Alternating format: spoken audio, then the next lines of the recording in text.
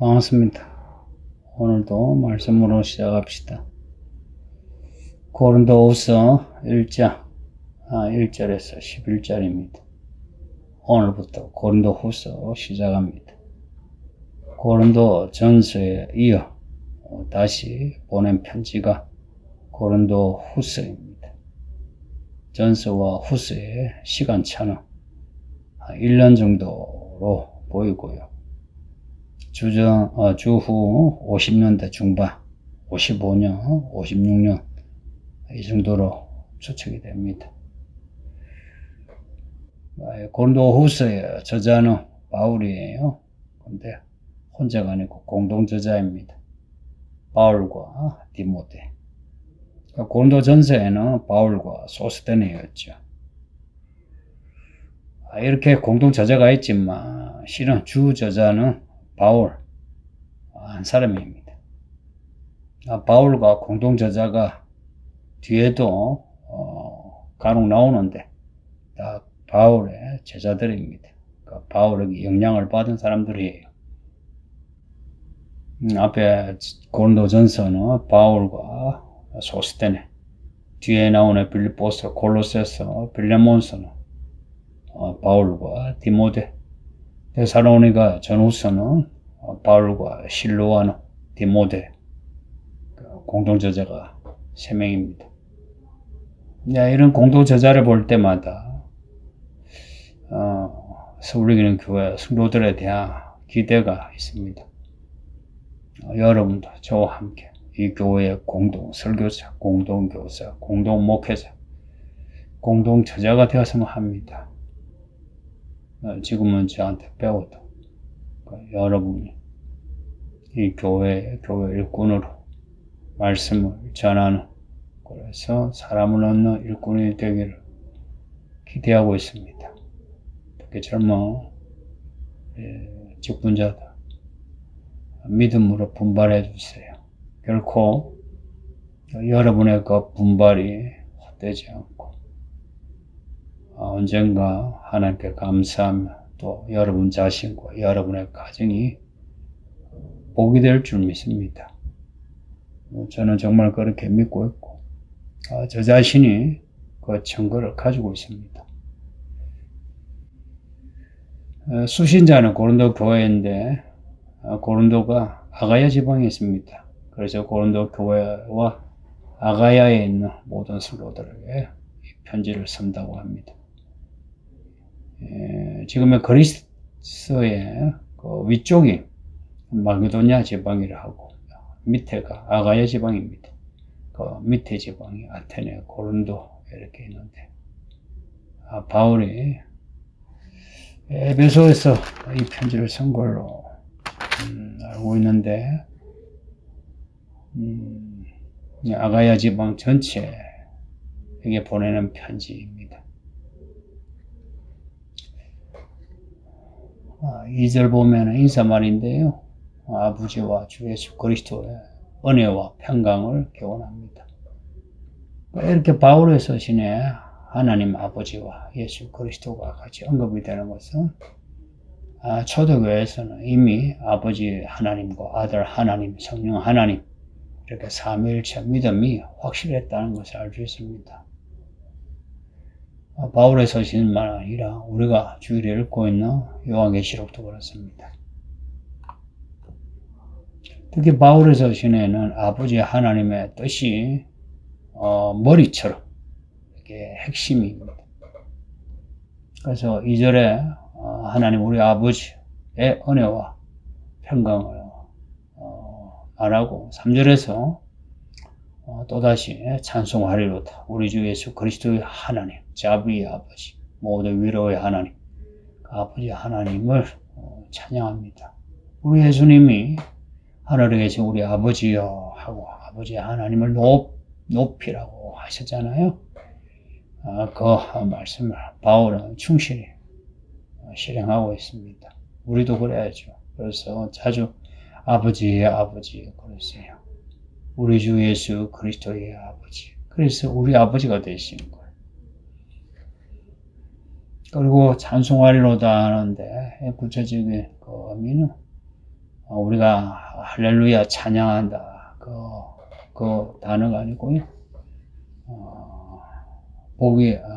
마음이 가난한 자는 복이 있나니 할 때, 그 복이 있나니 하나님을 축복하는, 하나님의 은혜를 감사하고 높이는 그런 단어입니다.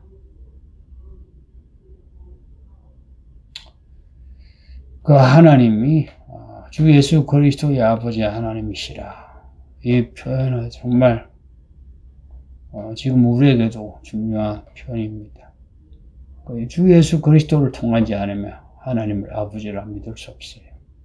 그래서 우리가 예수님을 주님 그리스도로 고백을 함으로 하나님을 아버지로, 우리가 하나님의 자녀로 믿을 수 있는 거예요. 그리고 그 하나님이 누구냐? 우리에게 자비의 아버지, 모든 위로의 하나님이십니다. 오늘 이 본문에 자비 그리고 위로, 이 두 단어가 핵심이에요. 두 단어 중에 하나만 고른다면 위로의 하나님이십니다.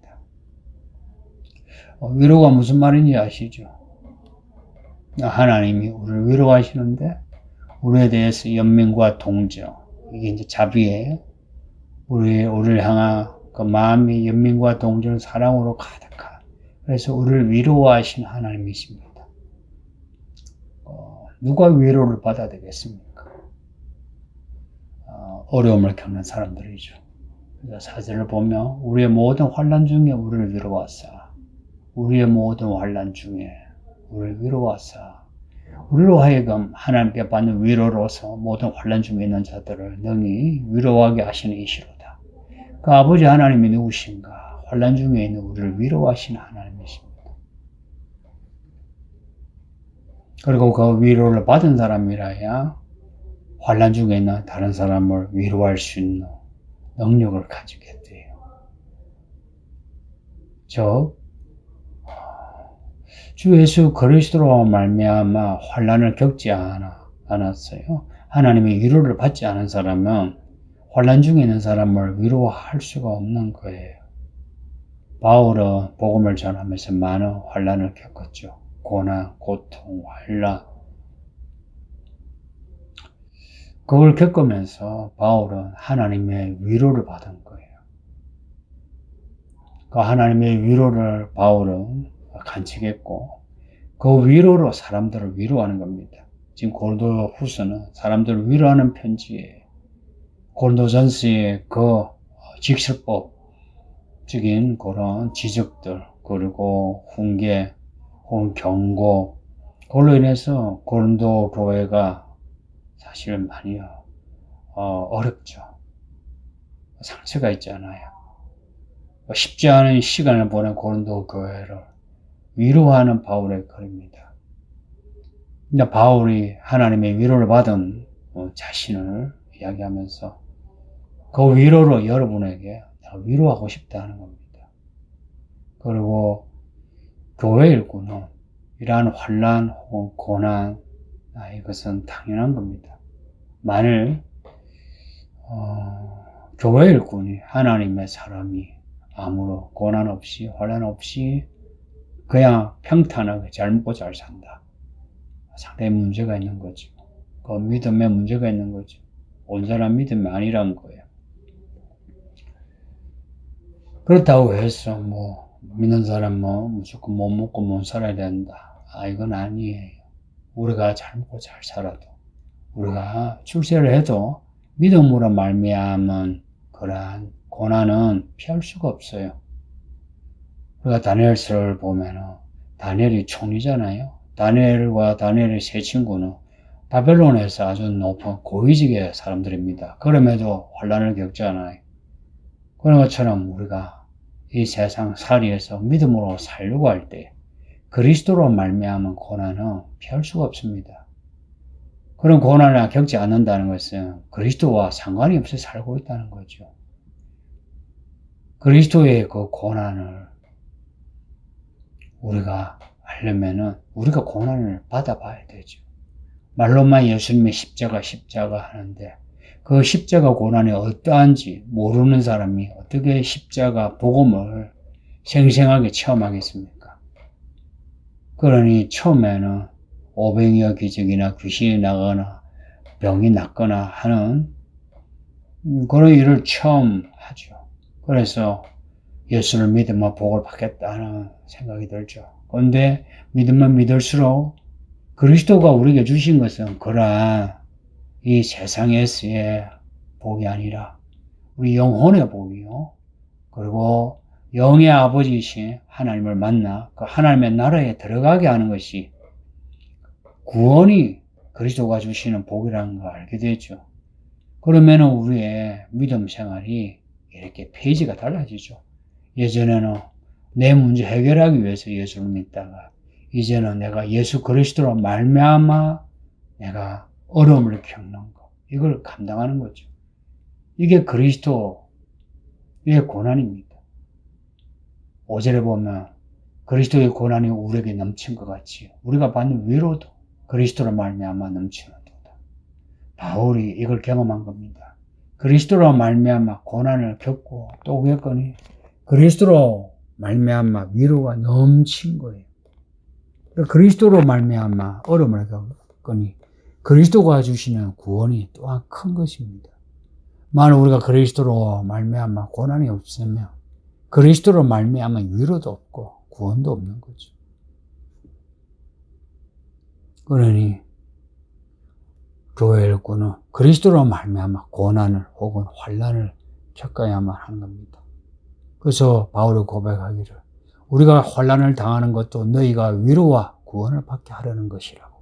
우리가 위로를 받는 것도 너희가 위로를 받게 하려는 것이라고. 이 위로가 너희 속에 역사하여 우리가 받는 것 같은 고난을 너희도 견디게 하느니라. 바울이 겪는 그 고난, 왜 고난을 겪느냐? 바울이 지금 편지를 보내는 고린도 교회에 위로와 구원을 주기 위해서 환난을 겪는 겁니다. 하나님의 사람이 겪는 환난은 사람을 얻기 위함인 것입니다. 성도님들, 사람을 얻으려면 고난과 환난을 겪어야 합니다. 그 그리스도로 말미암아 고난과 환난을 겪지 않은 사람이 사람을 얻을 수 있느냐? 그럴 수가 없어요. 예수님이 우리를 얻기 위해서 십자가에 고난을 겪으신 것처럼 또한 우리도 사람을 얻으려면 그리스도의 그 고난을 우리 또한 경험해야 합니다. 우리가 십자가 못 박혀 죽는 그 고난을 겪어야 한다. 이건 아니고요. 그러나 그리스도가 가는 곳에 나도 따라감으로 겪을 수 있는 여러 가지 일들을 우리도 겪어야 하는 것입니다. 그 일들을 겪음으로 그리스도의 고난을 알게 되고 그리스도에게서 위로를 받게 되고 소망을 확고하게 가지게 되고 그리고 더 큰 고난도 감당할 수 있게 되는 것입니다. 여러분도 그리스도로 말미암은 고난이 뭔지를 경험하셨으면 해요.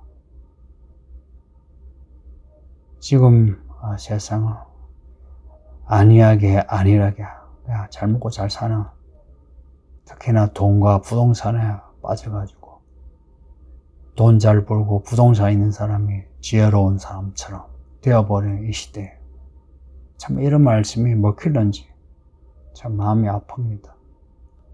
교회 안에서 많이 배운 성도들조차 무엇이 참 지혜이고 하나님이 원하시는 건지 모르고 좌우로 왔다리 갔다리 하면서 방황하는 거 보면 정말 마음이 아픕니다.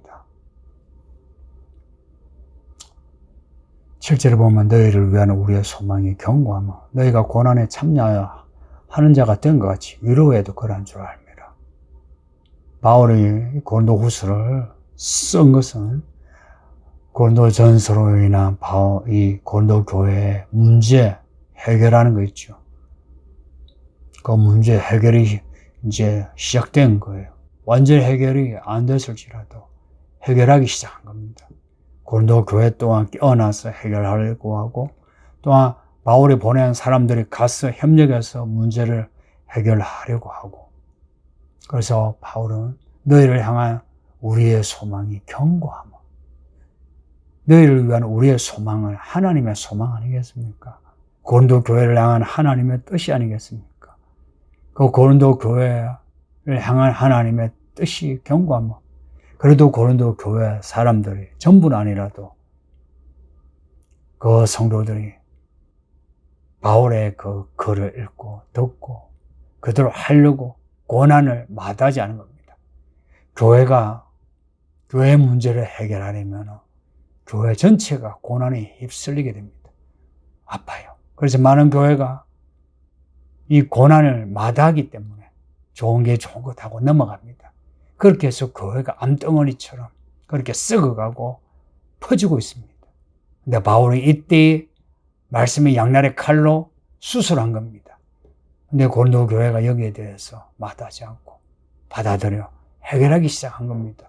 그리고 어느 정도 해결할 시점에 고린도 후서를 보내요. 위로하고 격려하는 겁니다.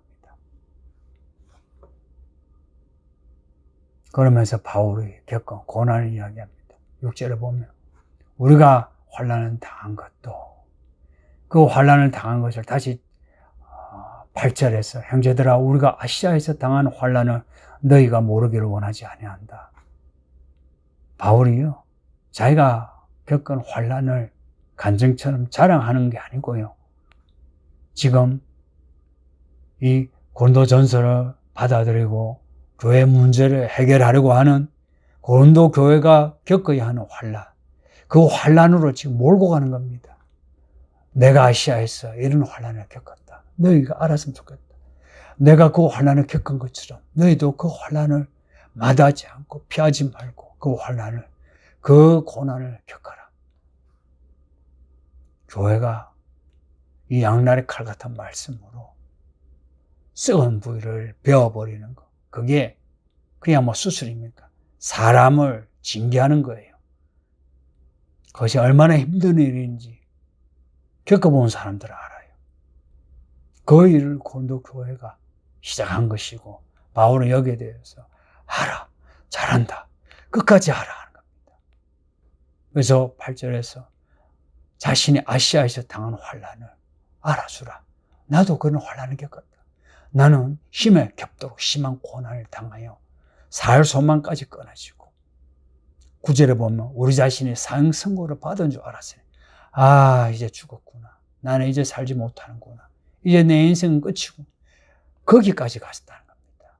그럴 때에 하나님이 바울을 건져주셨는데 하나님을 의지할 때에 하나님이 건져주시더란 겁니다.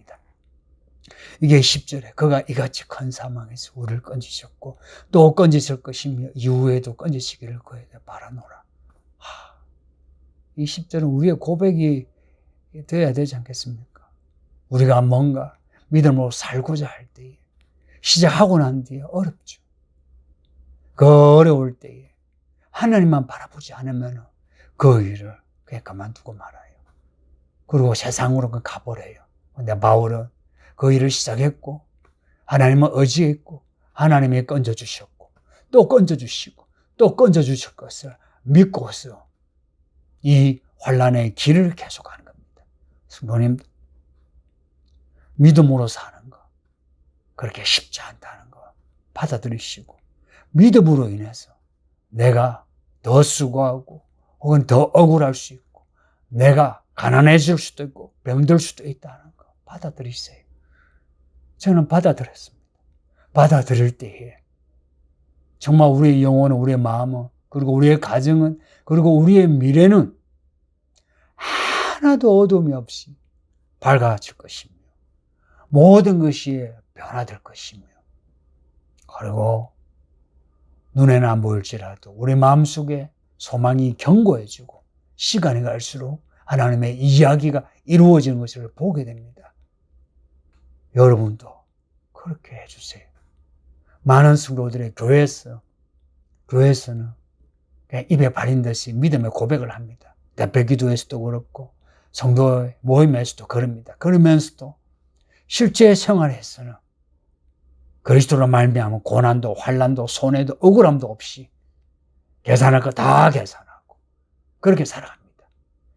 성경을 계산하고 믿음을 계산하고 그렇게 계산해서 그리스도를 따라가는 것이 아니라 돈 계산하는 데는 그렇게 빠릅니다. 그리고 사람들과의 관계에서 주거니 받거니 기브 앤 테이크 플러스 마이너스 이것은 계산을 할지라도 내가 지금 믿음의 길로 갈 때에 이로 인한 하나님이 내게 베푸시는 그 은혜에 대해서는 계산하지 못하는 바보가 되어가고 있습니다.